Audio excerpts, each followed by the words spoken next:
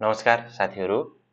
आज हामी प्राविधिक शिक्षा तथा व्यवसाय तालिम परिषद सिटिबिटी परीक्षा नियन्त्रण कार्यालयको अनलाइन पोर्टल मार्फत आवेदन कसरी दिने भनेर हजुरहरूलाई जानकारी गराउन गइरहेका छौँ। सबभन्दा सुरुमा तपाईँहरू council for technical education and vocational training भन्ने हाम्रो itms.ctbt.org.np पोर्ट 5580 जानुहोला। यो लिङ्क हामीले डिस्क्रिप्सनमा पनि राखिदिएका छौँ र यहाँ तपाईँले यतापट्टि लेफ्ट साइडमा के देख्न सक्नुहुन्छ भन्दाखेरि नोटिस बोर्ड समराइज रिपोर्ट भन्ने ठाउँमा यहाँनिर अनलाइन फर्म एप्लिकेसन भन्ने छ। हजुरले अनलाइन फर्म एप्लिकेसन क्लिक गरिदिनु होला। अनलाइन फर्म एप्लिकेसन क्लिक गरिसकेपछि तपाईँको यो ड्यासबोर्ड देखिन्छ, एउटा लगइन ड्यासबोर्ड देखिन्छ council for technical education and vocational ट्रेनिङको। यहाँ लगइन सेक्सनमा तपाईँले एकाउन्ट सुरुमै बनाउनु भएको छ भने सिधै युजर नेम र पासवर्ड राखेर लगइन गर्न सक्नुहुने भयो। अन्यथा तपाईँले के गर्नु पर्यो भन्दाखेरि यहाँ माथि हेर्नु सक्नुहुन्छ लगइन र रजिस्टर भन्ने दुईटा बटन छ र यहाँनिर चाहिँ तपाईँले रजिस्टरमा के गरिदिनु पर्यो त भन्दाखेरि फर्स्ट टाइम बनाउँदै हुनुहुन्छ भने रजिस्टरमा क्लिक गर्नु पर्यो र रजिस्टरमा क्लिक गरिसकेपछि तपाईँको के खुल्छ त भन्दाखेरि एउटा रजिस्टर बटन खुल्छ अथवा लगइन छ भने हजुरको के खुल्ने भयो त भन्दाखेरि लगइन बटन खुल्ने भयो है त। जस्तो तपाईँले यहाँ रजिस्टर गरिसकेपछि रजिस्टर बटन खुल्ने भयो। रजिस्टर बटनमा चाहिँ तपाईँले के गर्नु सक्नुहुन्छ भन्दाखेरि आफ्नो नाम लेख्नु होला। आफ्नो नाम जे पनि हुनसक्छ तपाईँको नाम। अब राम श्रेष्ठ मानौँ, राम श्रेष्ठ। तपाईँको इमेल के छ हो, ram@gmail.com हो। त्यसपछि आफ्नो मोबाइल नम्बर हान्नु होला हो, 10वटा डिजिट हान्नु होला र त्यसपछि अर्को के छ त भन्दाखेरि तपाईँले पासवर्ड के राख्ने त यसको लागि लगइन गर्न भनेर। जस्तो तपाईँले 10वटा नम्बर हान्नु भएन भने चाहिँ भ्यालिड हुँदैन र पासवर्ड के छ भनेर एउटा सम्झिन लायक पासवर्ड आफूले हान्नु होला र कन्फर्म पासवर्ड गरिसकेपछि रजिस्ट्रेसन टाइप के हो, तपाईँले संस्थाबाट गरिराख्नु भएको छ कि व्यक्तिगत गरिराख्नु भएको छ। यदि व्यक्तिगत गरिराख्नु भएको छ भने चाहिँ तपाईँले इन्डिभिजुअलमा थिचेर सबमिट गर्नु होला है त। यहाँ सबमिट थिचिसकेपछि हजुरको के आउँछ त भन्दाखेरि लगइन फर्म आउँछ। लगइन फर्ममा चाहिँ तपाईँले अहिले हालेको पासवर्ड के छ त्यो हान्नु होला। जस्तै यहाँनिर तपाईँले राम डट के हान्नु भएको थियो इमेल, त्यो राम श्रेष्ठ @gmail.com छ भने gmail.com हान्नु होला हो। भनिसकेपछि अनि अहिले राखेको पासवर्ड के छ लगइन गर्नु होला है त। यो लगइन गरेपछि तपाईँको के आउँछ त भन्दाखेरि यो ड्यासबोर्ड खुल्छ है। यो ड्यासबोर्ड खुल्छ। यो ड्यासबोर्डबाट हजुरले के गर्न सक्नुभयो त भन्दाखेरि अब यो ड्यासबोर्ड खुलिसकेपछि यहाँनिर दुईटा अप्सन छ तपाईँले देख्न सक्नुहुन्छ। एउटा फुल पेइङ स्कलरसिप छ, एउटा क्लासिफाइड स्कलरसिप छ हो। एउटा स्पेसल स्कलरसिपको कोलम पनि छ। यहाँ डिप्लोमा पिसिएल लेभल र प्री डिप्लोमा लेभल छ। तपाईँ डिप्लोमा पिसिएल लेभलको फुल पेइङ स्कलरसिप र क्लासिफाइड स्कलरसिपमा चाहिँ हजुरले के सम्झिनु पर्यो भन्दाखेरि तपाईँ कुनै छात्रवृत्तिको कोटामा पर्नुहुन्छ भने तपाईँले क्लासिफाइड स्कलरसिपबाट भर्न सक्नुहुन्छ। यदि होइन फुल पेइङ स्कलरसिप फुल फी पेइङमा चाहिँ पुरै फी तिरेर म पढ्छु भन्नुहुन्छ भने चाहिँ तपाईँले यसमा थिच्न सक्नुहुन्छ है। फुल फी पेइङमा गएर तपाईँले के गर्न सक्नुहुन्छ त भन्दाखेरि यसमा क्लिक गरेर प्रोसिड गर्न सक्नुहुन्छ। त्यो आफूले याद गर्नु होला गर्ने बेला। जस्तो अहिले चाहिँ हामीले केमा गर्छौँ त भन्दाखेरि फुल फी पेइङमा चाहिँ हामीले यसलाई लिएर चाहिँ के गर्छौँ त भन्दाखेरि प्रोसिड गर्छौँ है त। ठिक छ। भनिसकेपछि तपाईँको त्यो हुने बित्तिकै तपाईँको फर्स्ट नेम यहाँनिर यो फर्म खुल्छ। फर्म खुलेपछि आफ्नो फर्स्ट नेम के छ त हो, राम हो। मिडल नेम भएन, पछाडिको नेम श्रेष्ठ हो। भनेपछि जेन्डर के हो, मेल। डेट अफ बर्थ कहिले हो तपाईँको डेट अफ बर्थ, तपाईँको डेट अफ बर्थ यसरी यहाँ भर्नु होला हो। ठिक छ। भनेपछि चाहिँ फादर्स नेम अथवा मदर्स नेममा जसको नाम राख्दा पनि सक्नुहुन्छ तपाईँले। ठिक छ। Father's name Krishna Shrestha. ठिक छ। भनिसकेपछि रिलिजन के हो, हिन्दू। कास्ट भनेको केमा भर्छ, आदिवासी जनजाति छ भने आदिवासी जनजाति यहाँ थिच्नु होला र इमेल यहाँ भयो। आफ्नो मोबाइल नम्बर तपाईँले यहाँनिर राख्न सक्नुहुन्छ है त। मोबाइल नम्बर कसले हाल्नु भएको छ भने त्यहाँ अटोमेटिक आउँछ, 10वटा डिजिटको मोबाइल नम्बर हाल्नु होला। ठिक छ। कन्ट्री कहाँ, कन्ट्री नेपाल भइहाल्यो। जस्तै प्रोभिन्स कुन हो, पर्मानेन्ट एड्रेस तपाईँको नागरिकतामा भएको एड्रेस के छ त, प्रोभिन्स कुन हो। जस्तो अहिले मैले राख्थेँ बागमती प्रोभिन्स। डिस्ट्रिक्ट कुन राखेँ त, भक्तपुर राखेँ। त्यस्तै म्युनिसिपालिटी कहाँ हो, भक्तपुर नगरपालिका वार्ड नम्बर 2 हो। ठिक छ। भनेपछि टेम्पोरेरी एड्रेस र पर्मानेन्ट एड्रेस सेम छ भने तपाईँको सिधै अहिले बसेको स्थान कहाँ हो त तपाईँको, यहाँनिर छुट्टै सिलेक्ट गर्न पनि सक्नुहुन्छ।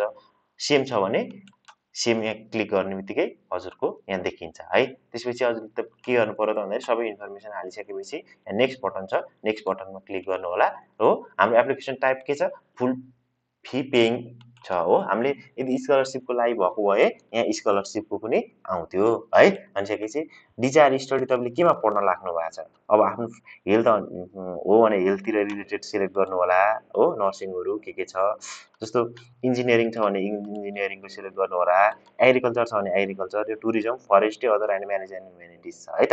भनेपछि जस्तो अहिले मैले इक्जाम्पलको लागि इन्जिनियरिङकोले इन्जिनियरिङको पनि सिभिल इन्जिनियरिङले, ठिक छ।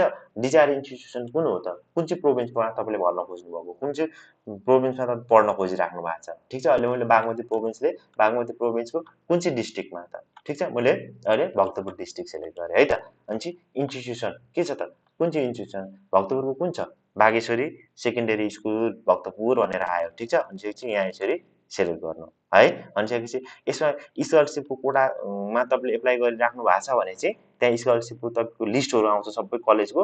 अनि त्यसमा पनि तपाईँको प्रायोरिटी के हो त, फर्स्ट प्रायोरिटी, सेकेन्ड प्रायोरिटी तपाईँले ड्र्याग एन्ड ड्रप गरेर के गर्न सक्नुहुन्छ त, त्यसलाई राख्न सक्नुहुन्छ है। अनि चाहिँ तपाईँले आवेदन दिन चाहेको कोटा के हो त हो, लक्षित वर्ग फुल पेइङ, अथवा लक्षित वर्ग छ भने लक्षित वर्ग टिएसएल कोटा, अथवा फुल पेइङ छ भने फुल पेइङमा क्लिक गर्ने, ठिक छ। भनेपछि डिग्री एसएलसी, स्कुल नेम तपाईँको स्कुल नेम के हो त्यही लेखिदिनु होला हो, आफूले पढेको स्कुल के हो, ठिक छ। श्री जनता सेकेन्डरी स्कुल, ठिक छ। भनेपछि कुन डिस्ट्रिक्ट हो, भक्तपुरमा छ भने तपाईँले भक्तपुर अथवा आफ्नो डिस्ट्रिक्ट सेलेक्ट गरिदिनु। स्कुल एरिया एड्रेस कहाँ कुन ठाउँमा पर्यो हो, भक्तपुर सूर्य विनायक, ठिक छ। भनेपछि टाइप्स अफ स्कुल के हो, कम्युनिटी हो कि गभर्मेन्ट हो कि प्राइभेट स्कुल हो, गभर्मेन्ट छ भने गभर्मेन्टमा टिपिदिनु। पास इयर कति वर्ष कहिले पास गर्नुभएको, 2082 छ भने 82मा गरिदिनु। र सिमोल नम्बर के हो तपाईँको, सिमोल नम्बर यहाँनिर राखिदिनु, ठिक छ। भनेपछि डिभिजन ग्रेडिङ सिस्टम हो कि के हो त भनेपछि ग्रेडिङ सिस्टम, ठिक छ।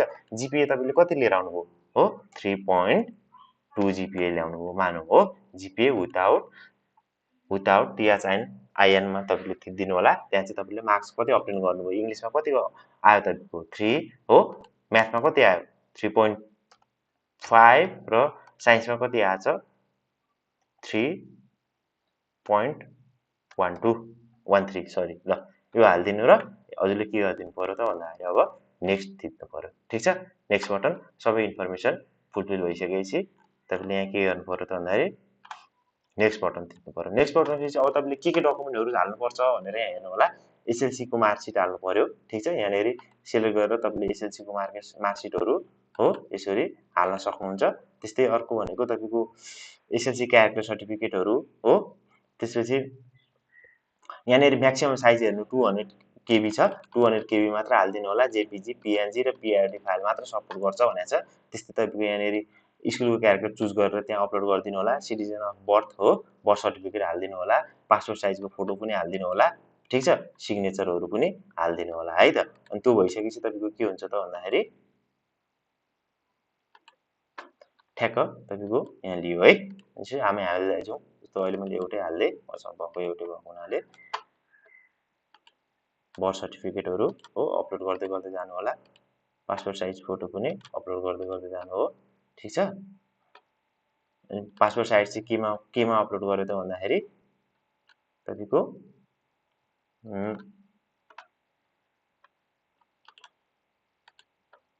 ठ्याक्क जिपिजी फर्मेटमा मात्रै लियो। त्यसपछि सिग्नेचर पनि हजुरहरूले यसरी नै अपलोड गरिदिनु होला, ठिक छ।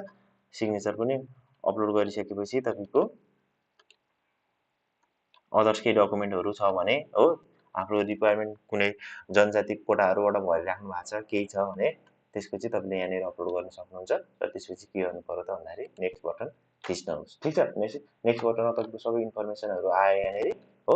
तपाईँले केबाट भरिराख्नु भएको छ, केही करेक्सनहरू छ कि छैन, सर्टिफिकेटहरू यहाँबाट तपाईँले हेर्न सक्नुहुने भयो यसरी है, ठिक छ। भनेपछि आवेदन सबै ठिक छ भने तपाईँले अब के गर्नु पर्यो त भन्दाखेरि यहाँनिर तपाईँको नक्कली डकुमेन्टहरू चाहिँ के पेस्ट नगर्नु होला, नत्र कारबाही गर्न सक्नुहुन्छ। र नेक्स्ट बटन थिच्नु होला, ठिक छ। भनेपछि अब तपाईँले कति रुपियाँ तिर्नु पर्ने भयो, 1000 रुपियाँ तिर्नुभयो। 1000 रुपियाँ खल्तीएर कनेक्ट आइपिएसबाट तिर्न सक्नुहुन्छ है। तपाईँले कनेक्ट आइपिएसमा गएर यसरी, ठिक छ, आफ्नो पेमेन्ट गरिसकेपछि चाहिँ ओके गरिदिइसकेपछि तपाईँको पेमेन्ट हुन्छ र त्यसलाई सबमिट गर्न सक्नुहुन्छ।